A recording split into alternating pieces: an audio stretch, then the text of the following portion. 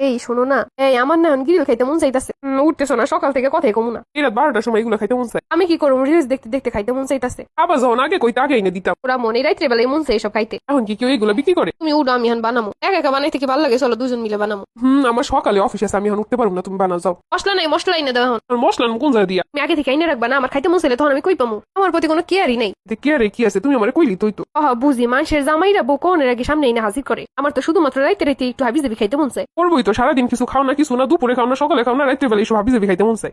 তুমি যদি আমার মনের কথা বুঝতা তাহলে ঠিকই আগে থেকে আইনে রাখতা। তা নই তো, আমার সারাদিন কিছু খাইতে মন চায় না, শুধু রাত্রে বেলা একটু এসব খাইতে মন চায়। তাও কালকে আমি চইলেই যাম বাপের বাড়িতে। সারাদিন কিছু খাই না, রাত্রে বেলা একটু খাইতে মন চায়, তাও এমন করো আর থাকো মুইনা খেয়ে। মানুষের হাজবেন্ডরা দেখি কত কিছু আই নাই না বলে সারপ্রাইজ দিয়ে রাত্রে বেলা। উইন্টারে 1 থেকে 12 বছরের বাচ্চাদের জন্য ইউনিক ড্রেসগুলো নিতে অবশ্যই ইউনিক স্কিটস থেকে কেনাকাটা করুন। একসঙ্গে মুভি দেখে আর পিজা বার্গার গ্রিল কত কি খায়। কপালে এইটুকু শখ পূরণের লেগেও কেউ নাই। রামু খায় এইটুকু শখেরই, যার কাছে মূল্য নাই তার কাছে আর আমার কি মূল্য। আগে এক বেলা না খাইয়া থাকলে মা পাগল হয়ে যাইতো, কি খাবি কতবার জিগাইতো, কত কি সামনে আইনা দিত।